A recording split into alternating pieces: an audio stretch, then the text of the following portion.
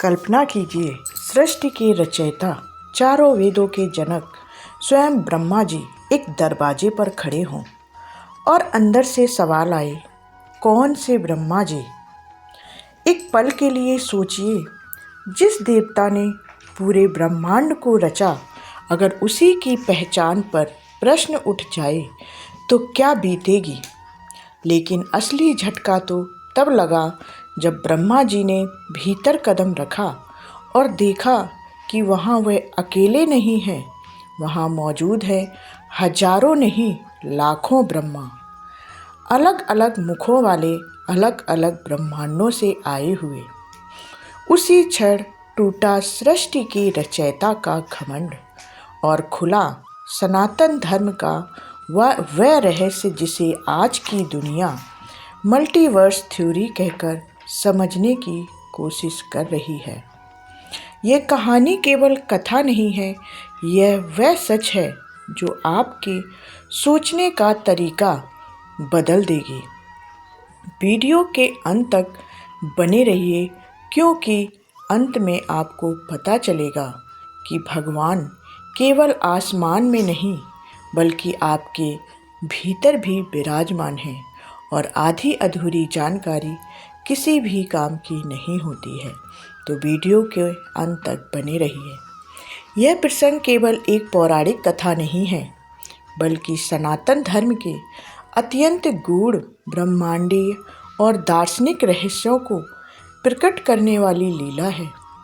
ब्रह्मा जी, जिन्हें सृष्टि का रचयिता कहा जाता है, जिनके मुख से चारों वेद प्रकट हुए और जिनके द्वारा 14 लोगों की रचना हुई, एक समय सूक्ष्म अहंकार से ग्रसित हो गए। यह अहंकार स्थूल नहीं था, बल्कि ज्ञान और पद का था। और सनातन परंपरा में कहा गया है कि ज्ञान का अहंकार भी अज्ञान ही कहलाता है। इसी अहंकार को नष्ट करने के लिए भगवान श्री कृष्ण ने एक अद्भुत लीला रची।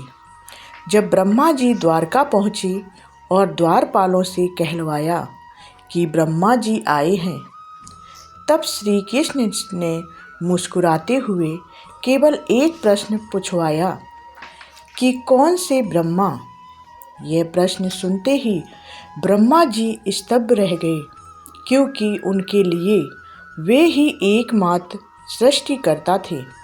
उन्हें यह कल्पना तक नहीं थी कि उनके अलावा भी कोई ब्रह्मा हो सकता है। जब ब्रह्मा जी ने स्वयं को 4 मुखों वाला इस जगत का पिता बताया और महल के भीतर प्रवेश किया, तब जो दृश्य उन्होंने देखा, उसने उनके अहंकार को पूर्णतः चूर चूर कर दिया। वहाँ एक नहीं बल्कि असंख्य ब्रह्मा उपस्थित थे। किसी के 10 मुख थे, किसी के 100, किसी के हजारों मुख थे। यह मुखों की संख्या उस ब्रह्मांड की विशालता, जटिलता और चेतना के स्तर का प्रतीक थी। उसी क्षण ब्रह्मा जी को यह बोध हुआ कि वे अनंत सृष्टि में केवल एक छोटे से ब्रह्मांड के रचयिता हैं, न कि संपूर्ण अस्तित्व के। यही सनातन धर्म का वह गहन सिद्धांत है जिसे आज का आधुनिक विज्ञान मल्टीवर्स थ्योरी के नाम से समझने का प्रयास कर रहा है, जबकि हजारों वर्ष पहले हमारे शास्त्र इसे स्पष्ट रूप से स्वीकार कर चुके थे कि अनंत ब्रह्मांड है और हर ब्रह्मांड का अपना एक ब्रह्मा होता है। इसके बाद भगवान श्री कृष्ण ने ब्रह्मा जी को सृष्टि के वास्तविक स्वरूप का ज्ञान कराया। उन्होंने बताया कि विष्णु तत्व एक ही है, लेकिन कार्य के अनुसार वह 3 रूपों में प्रकट होता है। सबसे पहले महाविष्णु, जो कारण उदक सागर में योग निद्रा में रहते हैं। जब महाविष्णु श्वास लेते हैं तो उनके रोमकूपों से अनगिनत ब्रह्मांड प्रकट होते हैं, ठीक वैसे ही जैसे आज का विज्ञान बिग बैंग कहता है। और जब वे श्वास छोड़ते हैं तो वही ब्रह्मांड विलीन हो जाते हैं। इसके बाद गर्भोदक साई विष्णु का स्वरूप आता है, जो प्रत्येक ब्रह्मांड के भीतर प्रवेश करते हैं और जिनकी नाभि में कमल उत्पन्न होता है। उसी कमल पर उस ब्रह्मांड के ब्रह्मा जी प्रकट होते हैं और सृष्टि की रचना प्रारंभ करते हैं। तीसरा और सबसे सूक्ष्म रूप क्षीरदक साई विष्णु का है, जो हर ब्रह्मांड में, हर लोक में, हर कण में, हर परमाणु में और प्रत्येक जीव के हृदय में परमात्मा के रूप में विराजमान रहते हैं, जिन्हें अंतर्यामी कहा गया है। इस प्रकार सनातन धर्म यह स्पष्ट करता है कि भगवान केवल आकाश में या किसी लोक में ही नहीं, बल्कि वे हमारे भीतर भी उतने ही सजीव और सक्रिय हैं। यही कारण है कि उपनिषद कहते हैं कि ईश्वर बाहर भी है और भीतर भी है, स्थूल भी है और सूक्ष्म भी है। ब्रह्मा जी के लिए यह अनुभव केवल ज्ञान का नहीं, बल्कि पूर्ण आत्मसमर्पण का क्षण था। उन्होंने समझ लिया कि सृष्टि का संचालन अहंकार से नहीं, बल्कि ईश्वरीय व्यवस्था से होता है।